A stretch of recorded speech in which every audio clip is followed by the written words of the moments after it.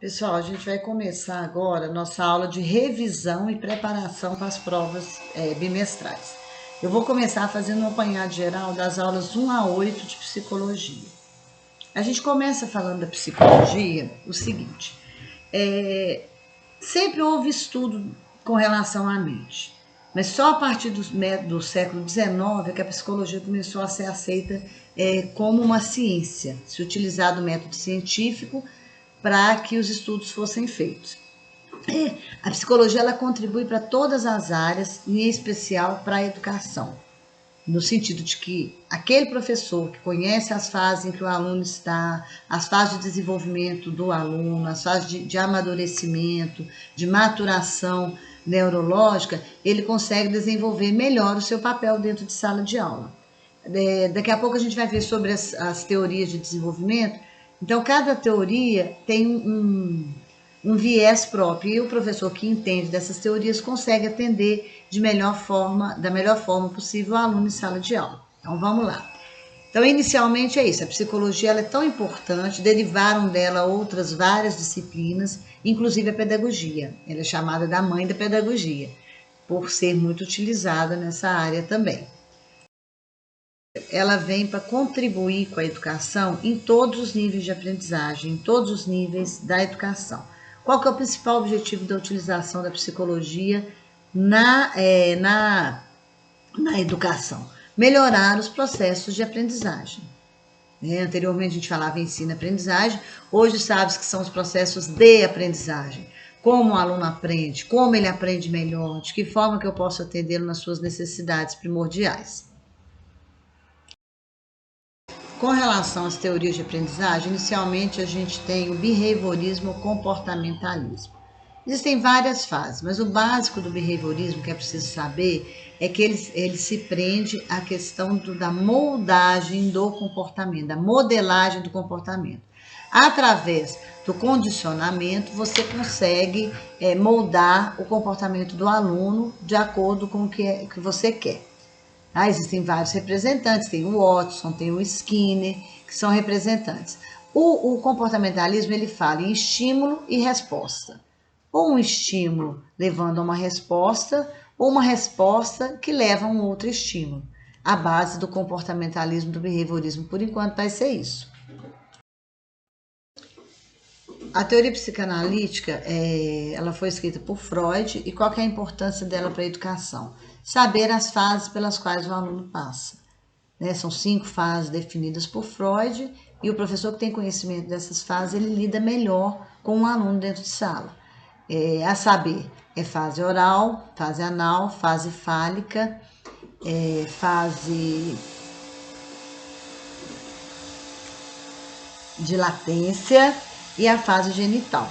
São essas 5 fases em que, segundo Freud, a libido estava concentrada em a libido, que é o prazer, a área de prazer estava localizada em alguma região específica. A Gestalt. A Gestalt, ela fala o seguinte, é preciso você sair do todo para compreender as partes. Que o todo ele não é simplesmente a junção de algumas partes. O básico da Gestalt a gente chama de insight, que seria aquele clique que você tem, de repente, quando tem alguma situação que a gente não está conseguindo resolver, não está conseguindo lidar, de repente vem aquele clique, aquele insight, e você tem a resposta para aquilo que você estava procurando. Então, o básico da Gestalt é a questão do insight. A Gestalt na educação, além dela falar da questão do insight, também é importante a gente lembrar o seguinte, a Gestalt ela prega a organização. Então, numa visão gestáltica da educação, é preciso a organização para se evitar o caos educacional. Falando de teóricos da educação, a gente não poderia deixar de falar de alguns que criaram propostas interessantes, mesmo não sendo educadores. Então, a gente tem aí 4 que a gente vai falar aqui que são os principais. Piaget, Vygotsky, Vallum e o Roger, que é das teorias humanistas. Tá? O Piaget, o Vygotsky, o Vallum, eles são chamados de cognitivistas. Também o Roger. O cognitivismo ele vem se contrapondo ao behaviorismo. Enquanto o behaviorismo ele acreditava numa aprendizagem por modelagem, né, por imitação, por condicionamento, o cognitivismo ele vem de acordo a uma aprendizagem feita por processos mentais, que a aprendizagem acontecia a partir de processos mentais elaborados pelo aluno, né, pela criança, pelo adolescente. É a grande diferença. Dentro do cognitivismo, a gente pode citar o Piaget, o Vygotsky, Vallum e o Roger. O Piaget, ele é interacionista. Ele acredita numa educação que acontece na interação do sujeito com um objeto de conhecimento. E a partir dessa dessa interação, o sujeito vai criar novos esquemas e um novo conhecimento. A gente já falou disso.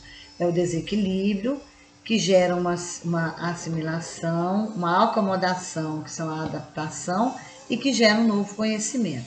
Então é importante a gente saber de Piaget. Piaget não era educador, Piaget era biólogo, né? Ele começou a estudar os processos de como o conhecimento construía e criou uma teoria que tem tudo a ver com a educação.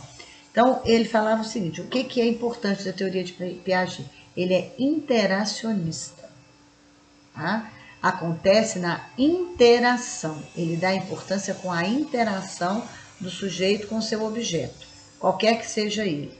Um texto, um manual para tirar carteira, de sinais, qualquer que seja ele, que vai causar um desequilíbrio e força o sujeito a criar uma nova aprendizagem.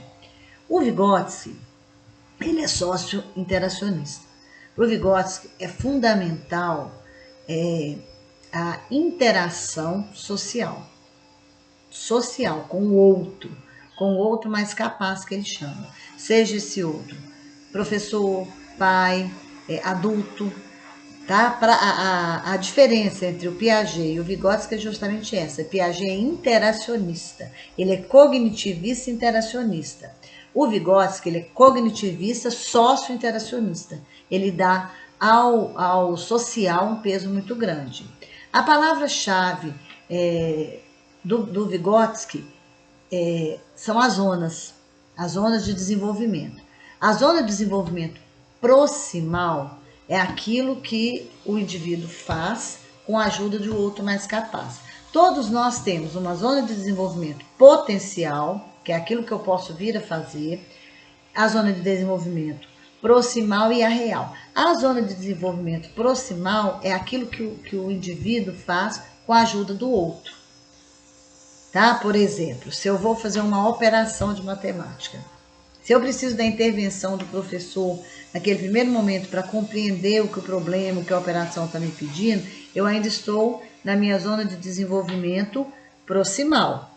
A partir do momento que eu consigo resolver a operação e chegar à resposta, ou chegar à resposta de um problema, sem a ajuda de um outro mais capaz, eu já passei, tá? Dessa zona de desenvolvimento ou na zona real. Então, o conceito-chave de Vygotsky é zona de desenvolvimento proximal. Aquilo que o indivíduo faz com a ajuda do outro mais capaz, certo? E o Vallum? O Vallum, ele também é sócio-interacionista, ele dá um valor muito grande à interação, e para ele, a afetividade é fundamental. Não existe aprendizagem sem efetividade. Ele divide o desenvolvimento em etapas, o Piaget divide em fases, o Vallum divide em etapas, tá? Que são 5 etapas ou 6, a saber aqui as etapas de desenvolvimento. Essas etapas, gente, o que acontece? Essas etapas, elas podem acontecer, elas têm uma idade mais ou menos padrão, um limite de idade que elas podem acontecer. Mas isso é flexível, porque o desenvolvimento do ser humano é flexível. Então, é possível que elas ocorram um pouco antes, um pouco depois. Os estágios ou os desenvolvimentos definidos por Vallum são impulsivo emocional, sensório motor e projetivo, personalismo, categorial e a puberdade e adolescência. Tá? Então, são 5 estágios. definidos por valor, que a gente precisa guardar. O foco das teorias humanistas é a relação afetiva também. Só que eles têm alguns focos que são diferenciados. Então, o Carl Rogers, que é o principal representante da teoria humanista, ele fala o seguinte: o ensino ele deve visar 4 situações. Primeiro, a autorrealização do aluno. Segundo, ela deve ser centrada no aluno. Terceiro, tem que se criar um clima de confiança entre o aluno e o professor. E o quarto postulado é que o professor vai ser o facilitador dessa aprendizagem. Então, são esses 4 pontos que definem a teoria humanista do Carl Rogers. Tá? Autorrealização, professor facilitador, clima de confiança entre professor e aluno e a aprendizagem centrada no aluno. Encerrando a nossa gravação, eu vou falar dos transtornos e distúrbios de aprendizagem, né, que são chamados de TEAs. A gente tem alguns transtornos que são específicos da língua portuguesa e outros que são da matemática e que dependem também da língua portuguesa. São as DIS, que a gente fala, né, as famosas DIS. Dislexia, desortografia, descalculia. Então, a gente vai falar um pouquinho deles. O que acontece? Esses distúrbios, nem sempre eles causam no aluno um problema cognitivo. O aluno que tem esses distúrbios, nem sempre ele vai ter também um problema chamado problema de aprendizagem. Mas são distúrbios que, se não forem cuidados, eles vão trazer problema para o aluno.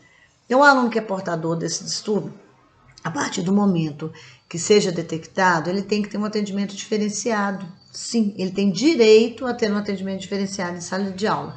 Porque o que acontece? Na maioria das vezes, o aluno se recolhe, ele fica envergonhado, ele não quer deixar transparecer aquela dificuldade que ele tem. Então, é importante que o professor tenha um olhar atento. Para perceber, nós não somos médicos, não nos cabe diagnosticar, mas a pessoa que mais percebe essas questões, normalmente é o professor. Então, o professor tem que ter um olhar atento sobre esse aluno. Ficou quietinho no canto, está isolado, não está produzindo? Vamos conversar com a família, vamos ver o que pode ser feito, tá? Nenhum aluno que possui distúrbio, ele acha bom. Né? Ninguém que tem uma coisa que o torna diferente da maioria vai achar bom. Então, a gente tem que ter um olhar atento e cuidar desse aluno.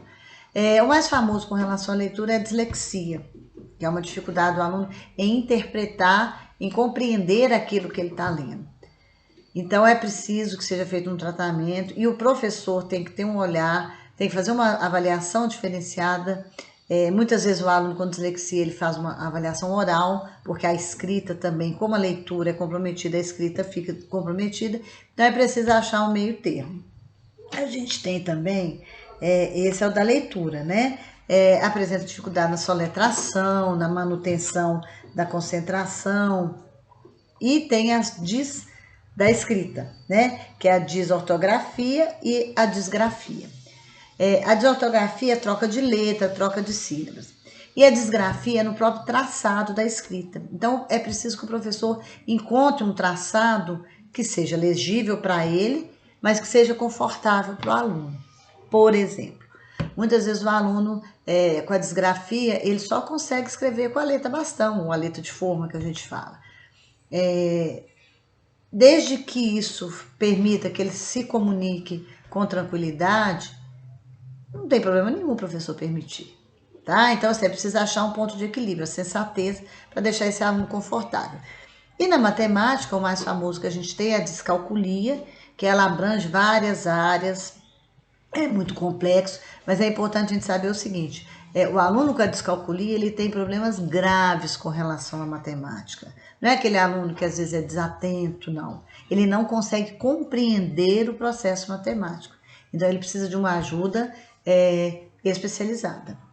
Então, a gente que é professor percebeu que tem um aluno, não é um aluno malandro, não é um aluno que não estuda, é um aluno que realmente não compreende o processo.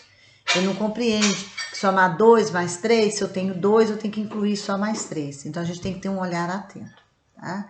Então, assim, o que é importante nisso tudo? Eu acho que a partir de todo esse estudo dessas teorias, o que a gente tem que trazer para dentro da sala de aula da gente? É um olhar atento. realmente olhar esse aluno com o que a gente chama de olhos de ver, prestar atenção nele, nas suas necessidades, tentar atendê-las na medida do possível e que, quando não for, buscar ajuda fora. É fácil? Não, não é fácil. Principalmente a gente que tem turmas cheias com 28, 29, 30 alunos. Mas é possível de ser feito, tá? Pelo bem do aluno, pela necessidade de atendimento dele.